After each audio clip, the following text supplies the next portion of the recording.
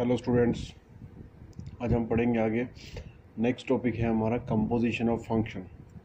ये वैसे बहुत इंपॉर्टेंट टॉपिक है, इस पर ज़रूर ध्यान दें। पिछले वीडियो आपने देखे होंगे और इसको रिपीट करके आप इसको समझने की कोशिश करें। पहला चैप्टर थोड़ा सा ट्वेल्थ क्लास में काफ़ी इम्पोर्टेंट है। वैसे तो ये 5 to 6 मार्क्स का ही है, बट फिर भी इसमें दो टाइप के क्वेश्चंस डेफिनेटली बनते हैं। एक तो इक्विवेलेंस रिलेशन से, दूसरा फंक्शन से। इनमें से क्वेश्चन बनते हैं और यही तो दोनों है मेन जिसमें लॉन्ग टाइप के क्वेश्चन बन सकते हैं। और फंक्शन से 112 रिगार्डिंग कंपोजिशन ऑफ फंक्शन है, जो अपने आप में एक अच्छा टॉपिक है। इसको समझते हैं आज। Let's we start it. So topic का नाम है हमारा कंपोजिशन ऑफ टू फंक्शन। अब ये कंपोजिशन ऑफ टू फंक्शन होता क्या है, यानी किसी दो फंक्शन का कंपोजिशन, इसको कैसे प्रेजेंट करें। कंपोजिशन का मीनिंग यहाँ पे है क्या? यहाँ पे कंपोजिशन का मीनिंग है कंबाइंड, कॉम्बिनेशन। कॉम्बिनेशन वो नहीं जो 11 पढ़ा है, कंबाइंड, उनको कंबाइंड करना। ठीक है, अब दो फंक्शन को हम कंबाइंड कैसे करेंगे, लेट्स सी। तो इसको हम प्रेजेंट कर सकते हैं। लेट अस टेक, अगर कोई फंक्शन डिफाइंड है, let us take function a to b defined हो रहा है, is defined by a to b कोई function, and another one function which is b to c, कोई दूसरा फंक्शन जो b to c में डिफाइंड है ना। तो इसको हम कैसे रिप्रेजेंट करेंगे, इन दोनों का कॉम्बिनेशन कैसा होगा। देखो, हम वेन डायग्राम से समझेंगे तो बेहतर होगा। वेन डायग्राम से समझते हैं।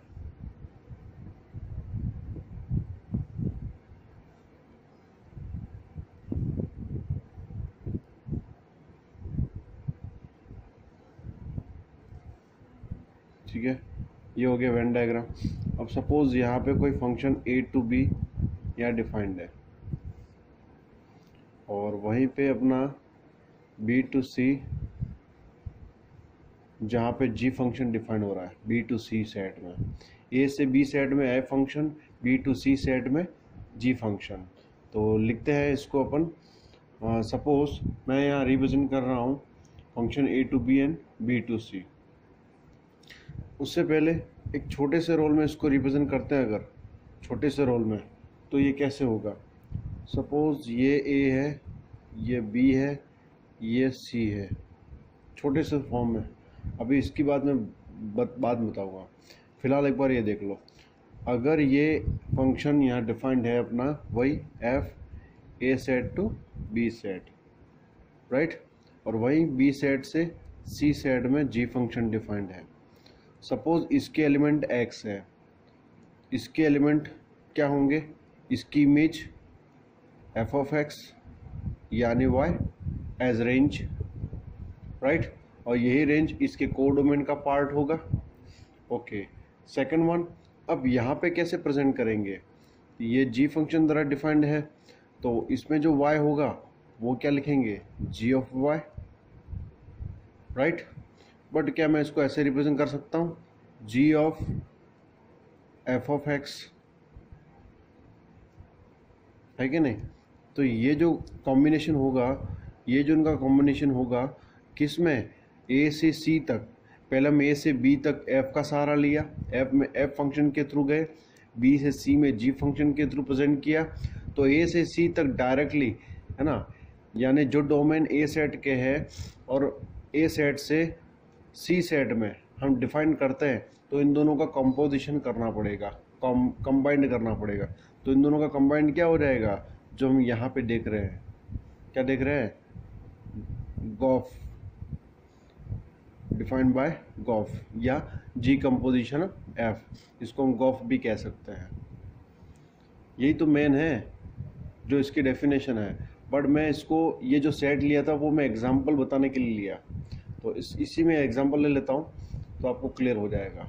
बट मेन डेफिनेशन इसकी यही है। अगर आप कहते हैं सर ये गॉफ ज़रूरी है क्या, ये जी कंपोजिशन एफ ही क्यों लिखा गया, एफ कंपोजिशन जी भी तो हो सकता है, यानी फॉग भी तो हो सकता है, ये फॉग भी तो हो सकता है, है ना, जिसमें एफ पहले आएगा, जी कंपोजिशन के साथ में जुड़ेगा, इसके साथ कंबाइंड होगा। कुछ ऐसे भी तो लिख सकते हैं। नो, यहाँ पे देख लो ना क्लियरली, इसका हर एक एलिमेंट इमेज दे रहा है वाई की फॉर्म में, as y output f of x. ये तो जानते हैं हम, इसकी इमेज को एफ ऑफ एक्स से प्रेजेंट कर रहे हैं, एफ फंक्शन के थ्रू मैपिंग हो रहा है। तो वही एफ ऑफ एक्स की इमेज क्या बनेगी, यानी वाई की इमेज क्या बनेगी, जब जी फंक्शन के थ्रू बी से सी में जाएंगे तो जी ऑफ वाई। तो वही जी ऑफ वाई को हमने क्या प्रेजेंट किया, we can also write g of f of x, right. Wait, अब नेक्स्ट में जो इसी ये जो मैंने सेट लिए थे वेन डायग्राम वाले, उसको वापस दोहरा देता हूँ, रिपीट करता हूँ, ताकि ये बात और क्लियर हो जाए कि भाई इस वेन डायग्राम का क्या रोल है। Okay, let's see one more example. एक बार फिर से मैं इसको रिपीट करता हूँ, कौन सा, ये तीनों सेट वाले।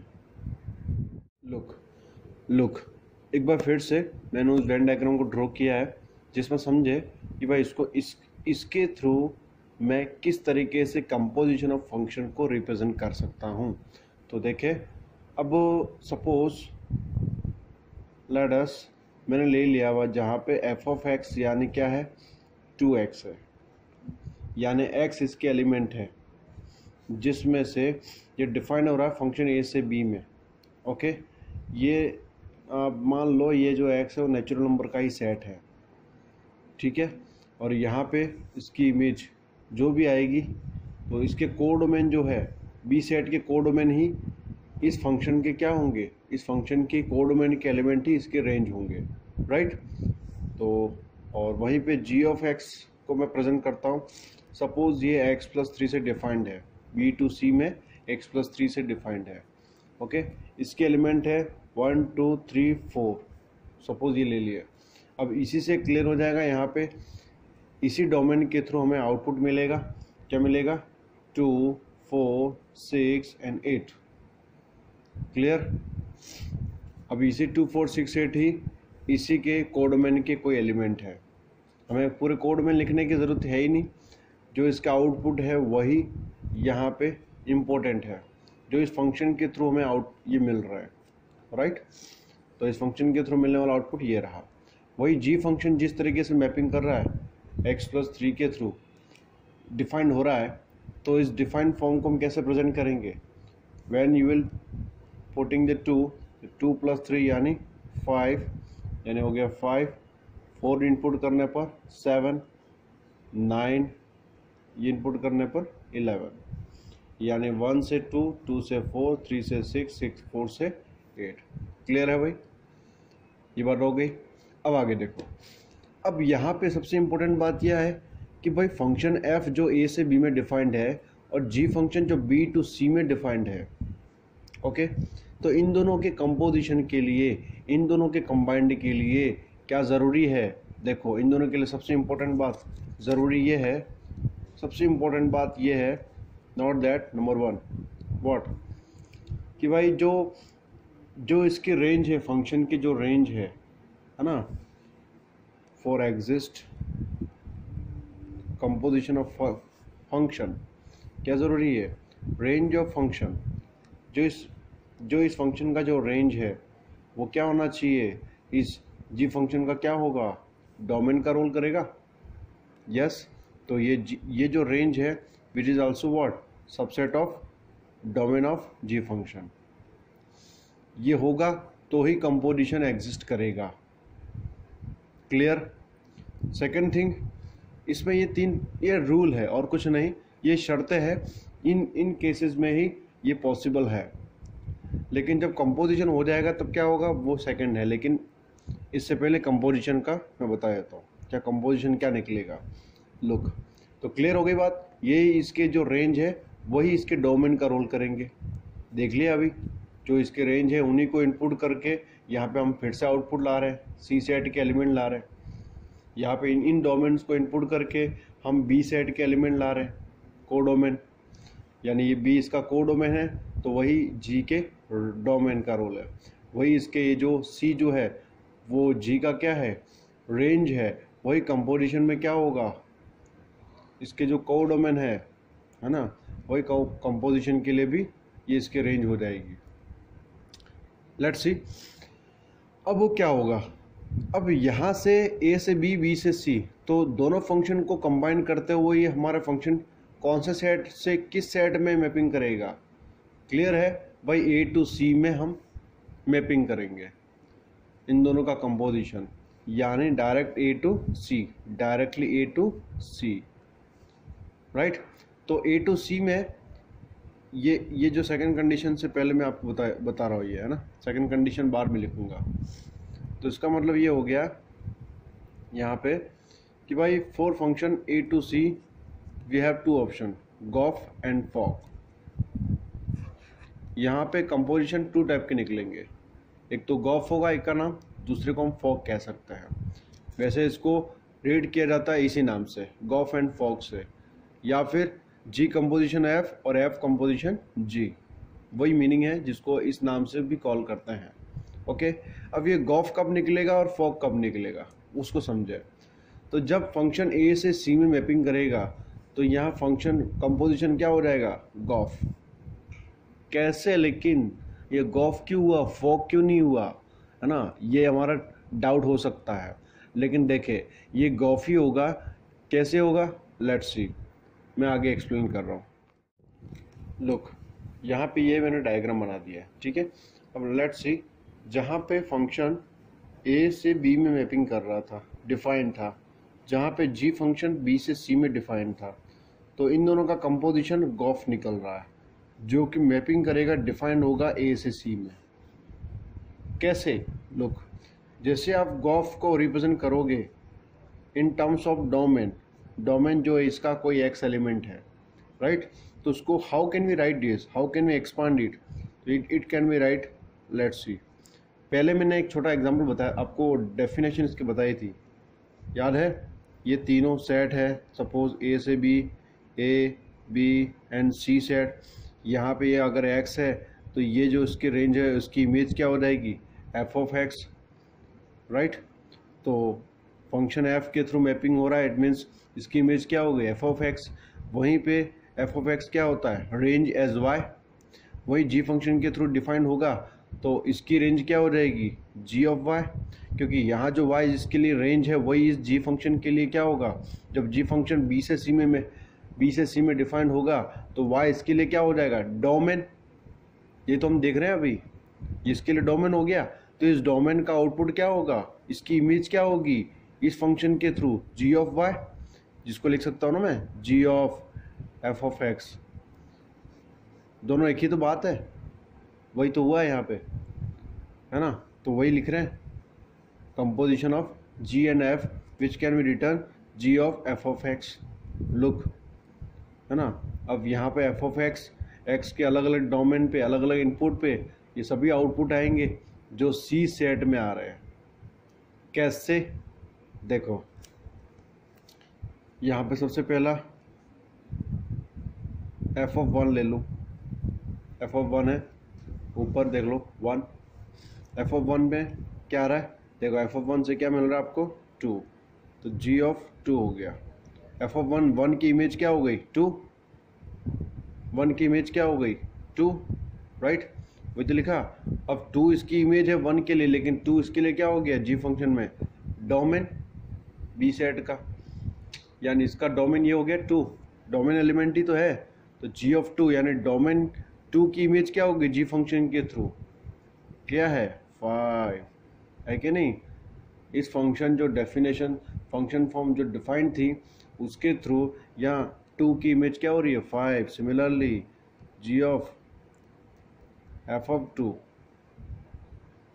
एफ ऑफ 2 की इमेज क्या हो रही है? देखो एफ ऑफ 2 4, और 4 की यहाँ क्या दे रहा है? 7, okay, and so on. Look, 1 से 5, 2 to 7, similarly 3 to 9 and 4 to 11। ये इस प्रकार से इसका कंपोजिशन पूरा होगा। हुआ कि नहीं? वही बात अगर फॉक की बात करें तो फॉक कैसे होगा? जब यहाँ पे ये जी फंक्शन मैपिंग करेगा और यहाँ पे एफ, यहाँ पे जी फंक्शन डिफाइंड होगा ए सी बी में और यहाँ पे एफ, तो इनका कंपोजिशन क्या होगा? फॉक। क्लियर है ना? बस यही कंपोजिशन जिसको हम राइट करते हैं वैसे ही लिखते हैं। लेट्स सी वन एग्जांपल, एक एग्जांपल देखते हैं ताकि ये क्लियर हो जाएगा कि कंपोजिशन को कैसे रिप्रेजेंट करें और लिखें कैसे, है ना। ये मैंने आपको बता दिया इसको लिखने का तरीका, कि कैसे निकला ये हम पहले ही देख चुके थे, लिखते कैसे है वो भी आपको बता दिया। ओके, देखो इसमें ये क्वेश्चन एग्जांपल है, एग्जांपल में दे रखा है कि फंक्शन सपोज 2 3 4 5 एंड 3 4 5 9, यानी इस सेट से इस सेट में डिफाइंड है कोई फंक्शन, और यहाँ पे जी फंक्शन 3 4 5 9 से 7 11 15 नाम के सेट में डिफाइंड है, जिसमें फंक्शन नहीं दे रखा है, इसमें डायरेक्टली इनपुट का आउटपुट दे रखा है, हर एक इनपुट का, यानी इस फंक्शन के हर एक डोमेन का आउटपुट दे रखा है। जैसे f(2) का 3, 3 का 4, 4 एंड 5 का सेम है 5, वहीं पे 3 एंड 4 दोनों की इमेजेस सेम है 7, एंड 5 एंड 9 की इमेजेस सेम है 11। तो फाइंड करना है गॉफ, ठीक है, गॉफ फाइंड आउट करना है। अब इसको कैसे निकालेंगे, देखो इसके लिए मैंने डायग्राम बना दिया है। जब फंक्शन f a से b, यानी ये सेट 2 3 4 5 से 3 4 5 9 और g फंक्शन 3 4 5 9 से 7 11 15 सेट में डिफाइंड है, तो गॉफ कैसे निकलेगा, लेट्स राइट इट। तो गॉफ इट मीन्स, ये तो क्लियर हो गई बात कि गॉफ ये होगा गॉफ, राइट, यानी गॉफ डिफाइंड होगा तभी a to c, जब ए सेट के हर एक डोमेन के लिए आउटपुट देगा, उसकी इमेज देगा, तभी डिफाइंड होगा, राइट। तो यहाँ पे हो गया gof, it means a domain का हर एक एलिमेंट, फर्स्ट एलिमेंट है 2, तो उसको कैसे लिखेंगे, write that g of f(2), that means f(2) की इमेज क्या है 3, क्लियर। सो ये हो गया 3, और g(3) की इमेज क्या है देख लो 7, राइट। वहीं पे अपने को गॉफ निकालना हर एक डोमेन का, यही तो है। 3 के लिए क्या हो गया गॉफ, यानी f(3), और f(3) की इमेज क्या है 4, तो g(4) यानी क्या हो गया भाई, वो भी 7 ही है, यस 7, राइट। इसी तरीके से हम रिमेनिंग का भी फाइंड आउट करेंगे, है ना। रिमेनिंग क्या है यहाँ पे 4 एंड 5, तो देख लो 4 एंड 5 का